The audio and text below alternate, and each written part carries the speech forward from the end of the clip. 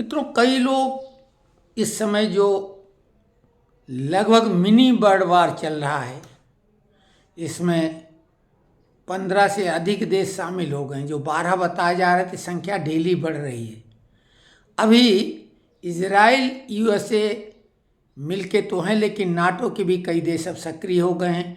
England, France, Germany, ये सब सक्रिय हो गए हैं और धीरे धीरे और देश जुड़ते जा रहे हैं। हालांकि इजराइल और अमेरिका ही बहुत ताकतवर हैं, लेकिन ईरान ने भी जो प्रतिरोध किया है, जवाबी यानी कार्रवाई की, या जिसको कहेंगे जवाब दिया है, वो उम्मीद से कहीं ज़्यादा तगड़ा है और उसका परिणाम पूरी दुनिया भोगेगी।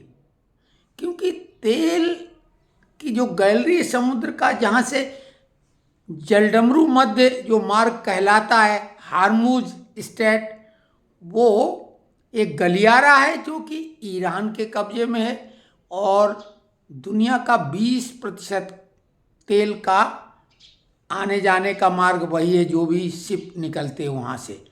भारत का तो 50% क्रूड ऑयल उसी मार्ग से आता है। लेकिन मोदी काफ़ी पहले से रणनीति बना लेते हैं।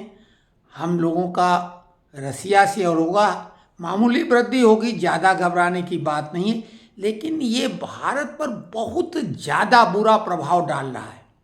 हमारे जो किसान हैं, यहाँ जो ताज़ी सब्जियाँ उगा के भेजते थे गल्फ़ कंट्री में सबसे ज़्यादा, स्वाभाविक वहाँ कैसे अब जा पाएंगी, तो वो सब्जियां इनकी यहाँ खराब होंगी या लोकल मार्केट में बेचेंगे तो वो दाम मिल नहीं पाएंगे, किसानों का नुकसान। उसके अलावा लगभग 90-92 लाख लोग उस गल्फ कंट्रीज में हैं हमारे, और वो बहुत बेशकीमती जो फॉरेन करेंसी है, विदेशी मुद्रा है, वो देश में भेजते हैं। जो नौकरी वाले हैं, व्यवसायी भी, कुछ स्थायी रूप से भी जो वहाँ रह रहे हैं, तो बहुत बड़ा नुकसान उन लोगों का हो रहा है। स्वाभाविक है, देश का हो रहा है।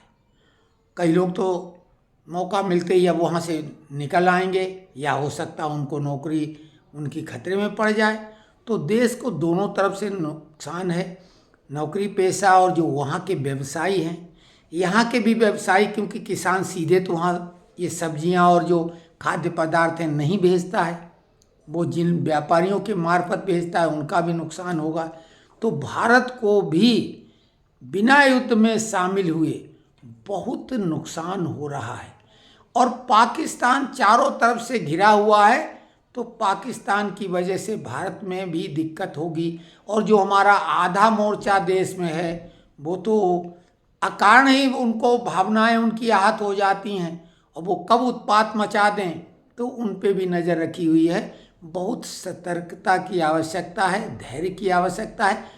बहुत ज़्यादा प्रभाव के बजाय अगर कहा जाए दुष्प्रभाव हमारे देश पर पड़ेगा तो गलत नहीं होगा। लेकिन एक बात है कि मोदी सरकार की रणनीति प्रशंसनीय रही है अभी तक, और इस आपदा से भी सरकार अच्छे से निपटेगी, ये पूरी उम्मीद रखो।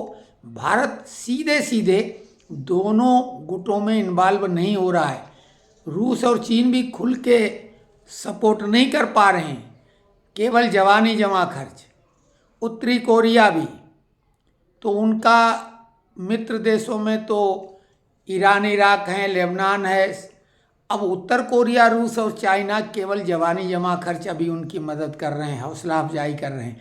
भारत तटस्थ नीति अपनाए हुए, क्योंकि इजराइल हमारे को बहुत मजबूत, हमारा रणनीतिक मित्र है, तो ईरान भी हमारा वहाँ चाबार बंदरगाह है। लेकिन हम लोग अभी केवल नज़रें जमाए हुए हैं, हम लोग किसी का पक्ष नहीं ले रहे हैं। मोदी फिर वही दोहरा रहे हैं कि ये युद्ध का समय नहीं है। तो बुद्ध का देश यही हमेशा कहते हैं मोदी, कि हम तो युद्ध को कभी नहीं चाहेंगे, लेकिन बहुत सतर्कता की अपने आसपास भी, क्योंकि आधा मोर्चा यहाँ उत्पात मचाने के लिए हमेशा तैयार रहते ही है। और ये एक बड़ी स्थिति है। पाकिस्तान तो करबला का मैदान बनने वाला है। उनका एक सिया जनरल ने अमेरिकन एम्बेसी पे वहाँ हमला करा दिया, उसमें कई मारे भी गए हैं पाकिस्तानी, और सेना के अंदर सिया सुन्नी वाला आपस में टकराव शुरू हो गया है। तो आश्चर्य नहीं कि वो करबला का मैदान बन जाए। तो खैर वो पाकिस्तान में जो भी होगा, अब इन लोगों ने तो जो बोया है वो काटेंगे। और एक विचित्र घटना ये हुई है कि इस बार होलिका दहन के एक दिन के अंतराल से बीच में एक गैप आ गया, और ये बहुत खतरनाक स्थिति बनी है। और इसको अगर आप यूँ समझें कि होलिका दहन मतलब आग, और चंद्रमा शीतलता का प्रतीक है, और रात्रि का वो है, वो राका है, रात्रि का राजा है वो। जिस तरीके से सूर्य का दिन में दिन का राजा है, तो जो सकारात्मक शक्तियाँ हैं उनका राजा सूर्य है, नकारात्मक शक्तियाँ उनका अधिपति है चंद्रमा। हालांकि वो शीतलता का प्रतीक है, और चंद्र ग्रहण लग गया, इसी की वजह से होली नहीं हो रही। तो ये जो युद्ध भड़क रहा है, इसमें ग्रहण लगने का मतलब शीतलता की, पानी इसमें नहीं पड़ेगा, इसमें पेट्रोल ही छिड़का जाएगा। शीतलता को ग्रहण लग गया।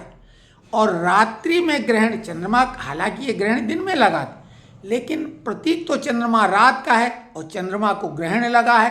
तो जो निशाचरी प्रवृत्ति की शक्तियां हैं उनको भारी दिक्कत होना है।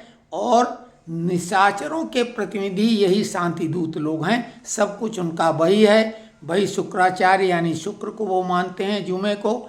और आप उनका खान पान आचार व्यवहार जो है देख लें, तो वो जो हमारे निशाचर रहे हैं वही इनके काम हैं।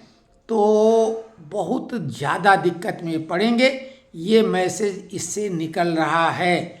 और ऐसा हुआ नहीं। भारत में चूंकि चंद्र ग्रहण पड़ा है, तो भारत तटस्थ नीति अपना रहा, क्योंकि रात में न पड़ के यहाँ दिन में पड़ा है। तो भारत के लिए कोई बहुत ज़्यादा नुकसानदेह बिल्कुल नहीं है, लेकिन इस ग्रहण का प्रभाव निशाचरी शक्तियों पर पड़ेगा। तो ये विश्लेषण कैसा लगा आप बताएं।